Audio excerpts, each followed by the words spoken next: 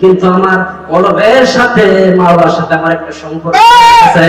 ওই মাওলাকে যখন আমি শিয়ার করি তখন মাওলাকে আমি দেখতে পাই।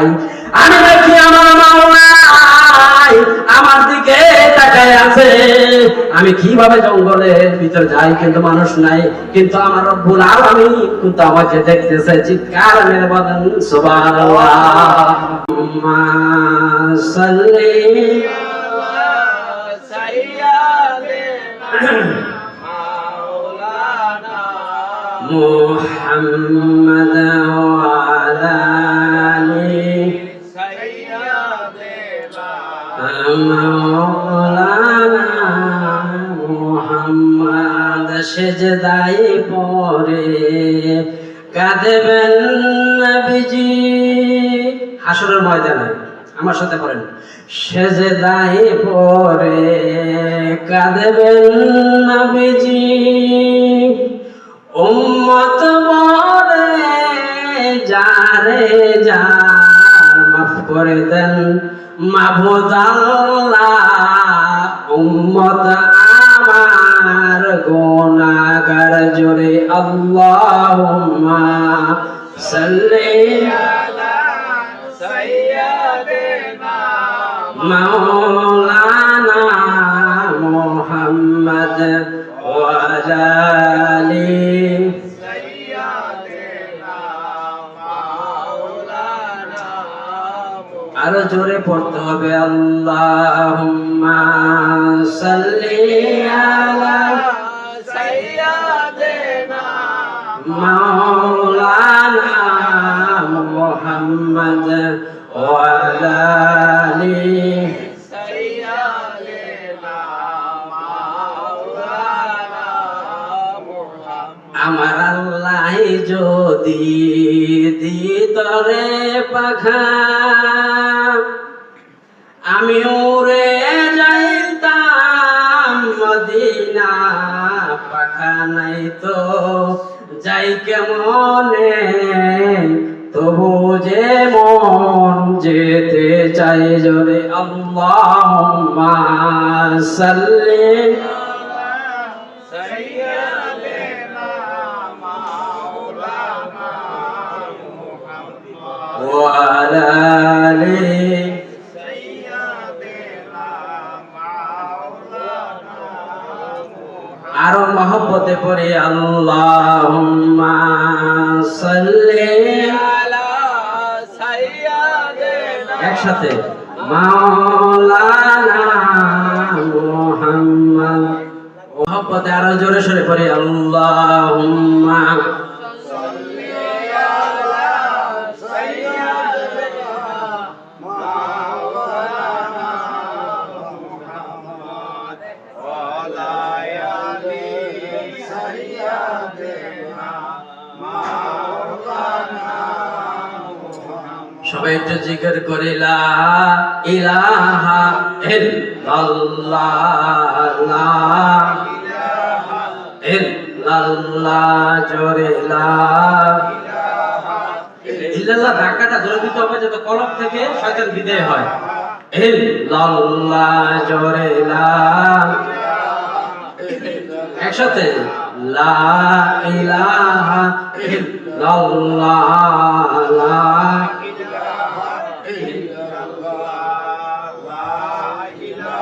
সবাই একসাথে লা ইলাহা ইল্লাল্লাহ, লা ইলাহা ইল্লাল্লাহ, হাসবি রাব্বি জাল্লাল্লাহ, মা ফি কলবি গায়রুল্লাহ, নূর মুহাম্মদ সাল্লাল্লাহু আলাইহি ইলাহা ইল্লাল্লাহ, ইলাহা আবার লা ইলাহা ইল্লাল্লাহ।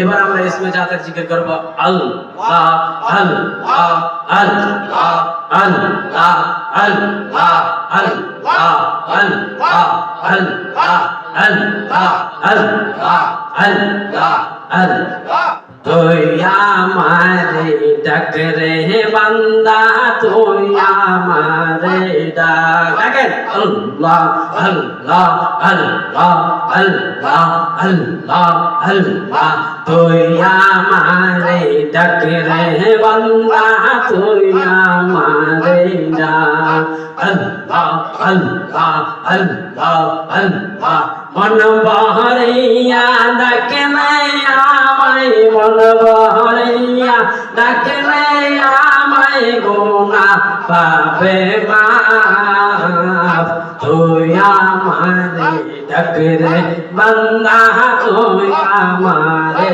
ডাক আল্লাহ আল্লাহ আল্লাহ আল্লাহ আল্লাহ আল্লাহ আল্লাহ আল্লাহ আল্লাহ আল্লাহ আল্লাহ আল্লাহ আল্লাহ আল্লাহ আল্লাহ আল্লাহ আল্লাহ আল্লাহ মন বহরিয়া ডাকলে আমায় মন বহরিয়া ডাকলে আমায় গুনাহ পাবে মা তুই আমারে ডাক রে বান্দা তুই আমারে ডাক আল্লাহ আল্লাহ আল্লাহ আল্লাহ আল্লাহ আল্লাহ আল্লাহ আল্লাহ আল্লাহ আল্লাহ আল্লাহ আল্লাহ আল্লাহ মুর্শিদ মুর্শিদ কইরা আমার গোমাসে না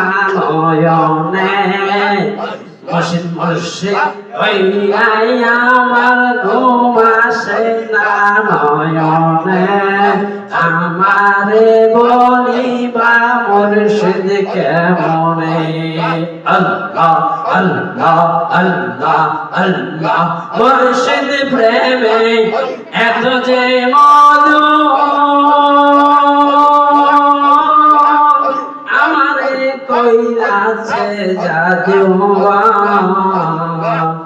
মুর্শিদ প্রেমে কইরা দেখো মুর্শিদ প্রেমে কইরা দেখো কলবে পাইবা সান্তনা আমার মন কইরাছে গো দিবানা আল্লাহ আল্লাহ আল্লাহ আল্লাহ আল্লাহ আল্লাহ আমার দয়াল প্রেমে এত যে মধু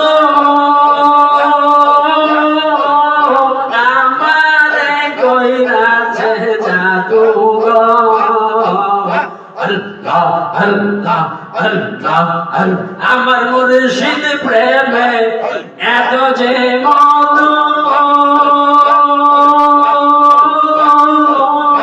আমারে কইরাছে জাদু গো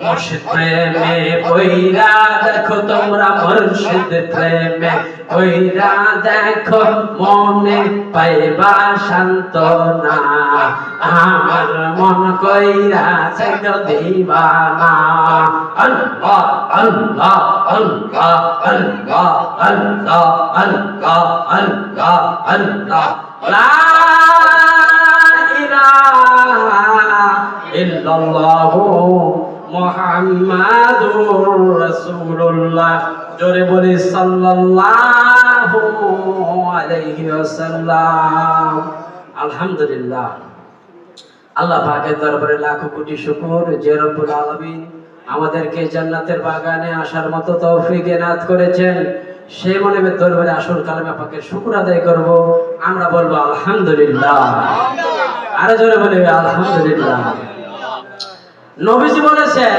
তোমরা যদি রব্বুল আলামিন আমাদেরকে জান্নাতের বাগানে আসার মতো বসার মতো এবং আমি গুনাহগারকে কিছু কথা বলার মতো উপস্থাপন করার মতো তৌফিক এনায়েত করেছেন সেই মনে দরবারে আসুন আবার আমরা কালেমা পাকের শুকর আদায় করব আমরা বলবো আলহামদুলিল্লাহ আলহামদুলিল্লাহ বললে আল্লাহ পাক খুশি হন আল্লাহ বলছেন লা ইন শাকারতুম লা আযীদান্নাকুম ওয়া লা ইন কাফারতুম ইন্না আযাবি লাশাদীদ যারা আমার নিয়ামত পাইয়া শুকরিয়া আদায় করে আমি আল্লাহ তার নিয়ামত পাইয়ে দিই আর যারা শুকর করে না ইন্না আযাবি লাশাদীদ তাদেরকে আমি আযাবে গ্রেফতার করি এইজন্য আমরা এখানে বসতে পারছি এটা জান্নাতের বাগান রাসূল সাল্লাল্লাহু আলাইহি ওয়াসাল্লাম বলছেন আবু দাউদ শরীফের হাদিস যে তোমরা যদি জান্নাতের পাশ দিয়ে যাও, তাহলে একটু বসো, অবস্থান করো, কারণ ওইখানে বসলে তোমাদের 60 বছরের নফল ইবাদতের সওয়াব দেওয়া হবে। চিৎকার করে বলেন সুবহানাল্লাহ।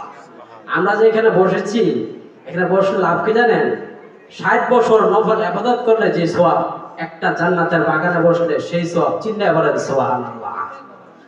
আমার ভাইরা বন্ধুরা, আমি বলতেছিলাম নবীজি বলেছেন জান্নাতের বাগান দিয়ে, জান্নাতের পাশ দিয়ে যদি তোমরা যাও তাহলে কিছুক্ষণ অবস্থান করিও, তাহলে তোমরা ওই জান্নাতের বাগানে রহমত পেয়ে যাবে।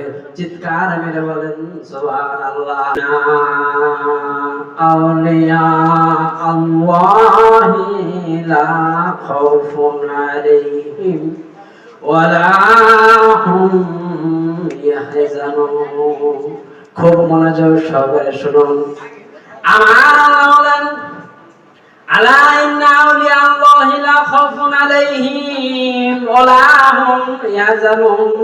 যারা আল্লাহর ওলি হবে তাদের কোনো ভয় নাই, তাদের কোনো চিন্তা নাই, আমি রব্বুল আলামিন তাদের সাথে আছি। চিৎকার মেরে বলেন সুবহানাল্লাহ। এখন প্রশ্ন আসে, ওলি হইতে গেলে আমাদের করণীয় কি? প্রশ্ন আসে না? সূরা ইউনূসের 62 নম্বর আয়াতে আল্লাহ বলছেন, ইন্না আউলিয়া আল্লাহি লা খাউফুন আলাইহিম ওয়ালা হুম ইয়াহজানুন।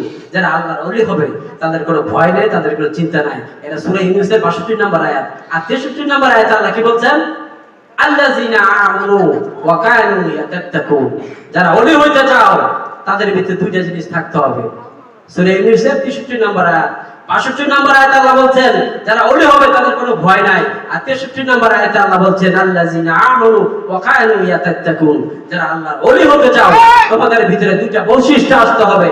একটা হচ্ছে আল্লাহর ভয়, আর একটা হচ্ছে মজবুত ঈমান। আপনার ঈমানটা যদি মজবুত হয় আর আল্লাহর সাথে যদি আপনার একটা সম্পর্ক থাকে, নেয়া নেয়া আশুকে মাশুকে রমজিস কিরামান কাতিবিনা তুহাম খবর দিস।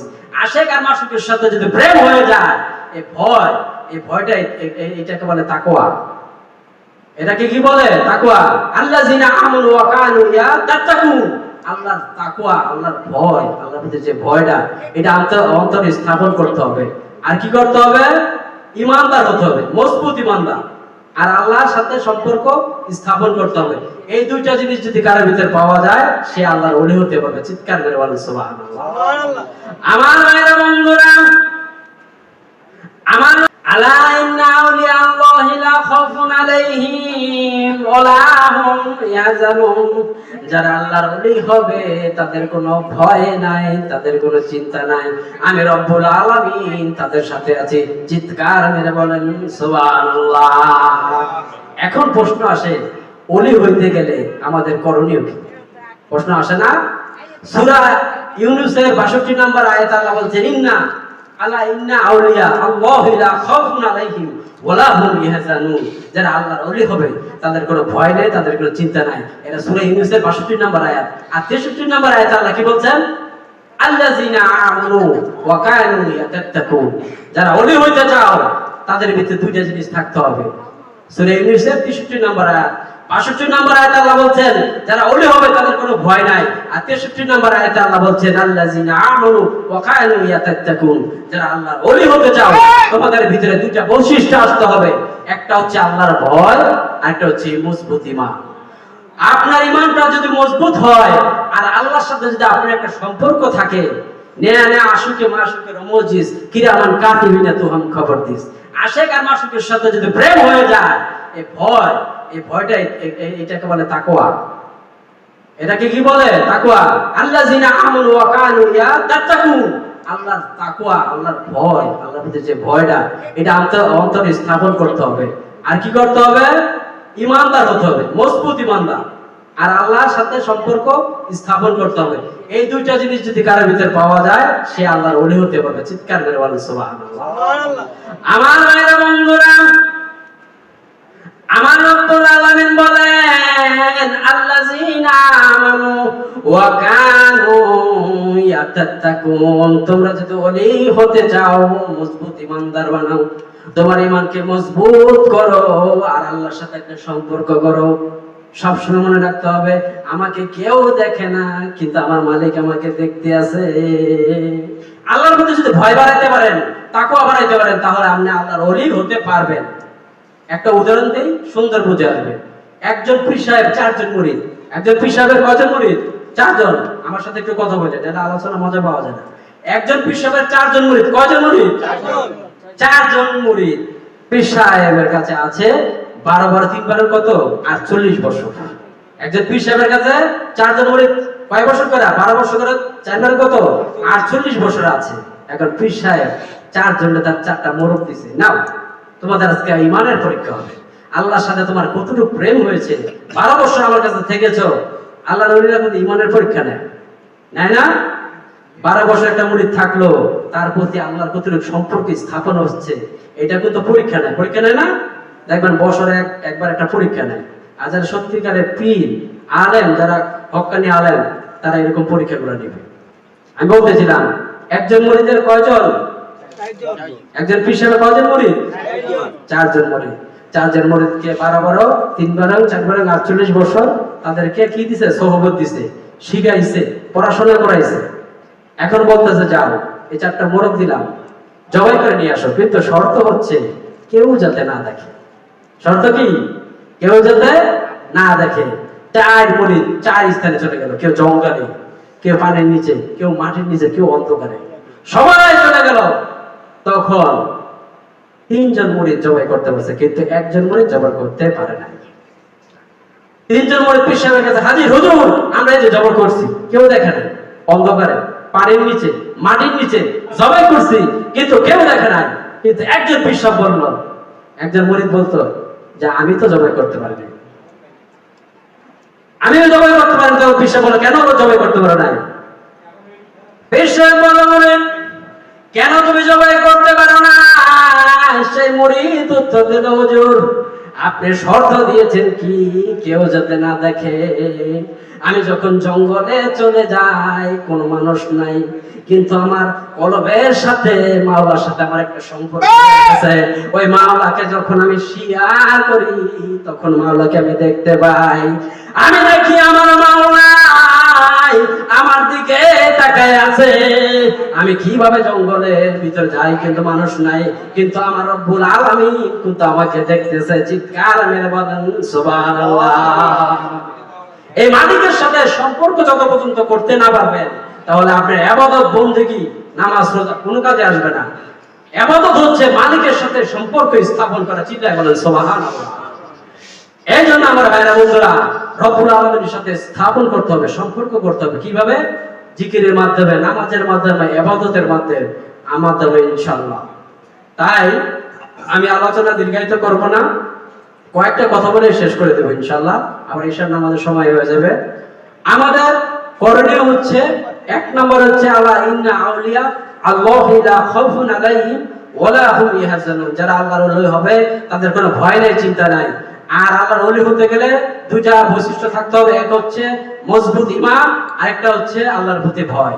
আপনার যত ঈমান মজবুত হবে আর আল্লাহর প্রতি ভয় যত বাড়বে, ততই আপনি আল্লাহর ওলি হতে পারবেন। চিৎকার মেরে বলেন সুবহানাল্লাহ। আর আবু দাউদ শরীফের একটা হাদিস আছে, রাসূল সাল্লাল্লাহু আলাইহি ওয়াসাল্লাম বলেছেন যাকে দেখলে পরকালের কথা মনে পড়ে, কোরআন হাদিসের কথা মনে পড়ে, আল্লাহ রাসূলের কথা মনে পড়ে, সেই আল্লাহর ওলি। চিৎকার মেরে বলেন সুবহানাল্লাহ। আমার ভাইরা বন্ধুরা, তাহলে আমাদের করণীয় কি? আমাদের করণীয় হচ্ছে মালিকের সাথে সম্পর্ক স্থাপন করতে হবে আর মজবুত ঈমানদার হতে হবে। চিৎকার আমি বলেন সুবহানাল্লাহ। তাহলে আমরা আল্লাহর ওলি হতে পারবো। চিৎকার আমি বলেন সুবহানাল্লাহ। এই জন্য ওলিদের কোনো ভয় নাই, ওলিদের কোনো চিন্তা নাই। এখন ওলি হইতে গেলে ওলিদের হাত ধরতে হবে, ঠিক কি না? একজন শিক্ষকের হাত ধরতে হবে। একদল বাড়িয়ে গেছে যে শিক্ষক লাগে না, পীর লাগে না। পীর শব্দের অর্থ কি? এর ফার্সি শব্দ। পীর শব্দের অর্থ কি? শিক্ষক। ফার্সিতে পীর, আরবিতে মুর্শিদ, বাংলাতে শিক্ষক, আর ইংরেজিতে টিচার। ভালো করে বুঝেন, পীর শব্দের অর্থ কি? ফার্সি শব্দ। পীর কি শব্দ? ফার্সি। আমার সাথে বলো, পীর কি শব্দ? ফার্সি। ইংরেজিতে টিচার, বাংলাতে কি? শিক্ষক, আরবিতে মুর্শিদ। একজনের শিক্ষকের হাত ধরতে হবে, তাহলে আমরা কি করতে পারবো? আল্লাহর রহমত পাবো, শান্তি পাবো। ওলি হইতে গেলে অলির হাত ধরতে হবে। ওলি হইতে কি ধরতে হবে? অলির হাত। অলির হাত না ধরলে অলি হতে পারবেন না। যেরকম আমি আপনাদের বোঝাই, এখন আমরা যারা আছি, আমরা যদি স্কুল কলেজে না যাই তাহলে কি আমরা শিক্ষক হতে পারবো? পড়াশোনা শিখে আমাদের শিক্ষক হতে হবে। এইরকম জেনারেল লাইনে যেরকম পড়াশোনা আছে, এরকম পিরানি লাইনেও পড়াশোনা আছে।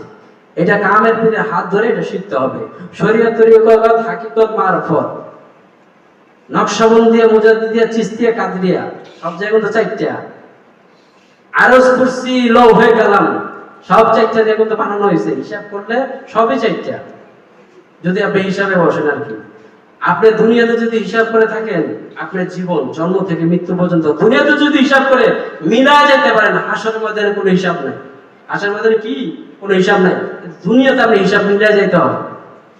দুনিয়াতে কি হিসাবটা মিলিয়ে যদি যাইতে পারেন, হাসরে কবরে কোনো হিসাব নাই, কোনো হিসাব নাই। যদি আপনি দুনিয়া জমিনে হিসাবটা মিলাইয়া চলতে পারেন, তাহলে কবর হাসর দেখবেন সুন্দর হয়ে গেছে। চিৎকার করে বলেন সুবহানাল্লাহ। তা আমি আলোচনা দীর্ঘায়িত করবো না ইনশাআল্লাহ, কারণ আমার পরে আরেকজন আলেম আছেন, উনি চাঁদপুর থেকে এসেছেন। ইনশাআল্লাহ হুজুর আলোচনা করবে। ইনশাআল্লাহ আমার জন্য দোয়া করবেন। আমি আলোচনা শুধুমাত্র স্টার্ট দিয়েছি, মানে শিখতেছি, এখনো কমপ্লিট হয়নি। ইনশাআল্লাহ আমাদের জন্য দোয়া করবেন। ওয়া মা তাওফীকি ইল্লা বিল্লাহ। আসসালামু আলাইকুম ওয়া রাহমাতুল্লাহি ওয়া বারাকাতুহু।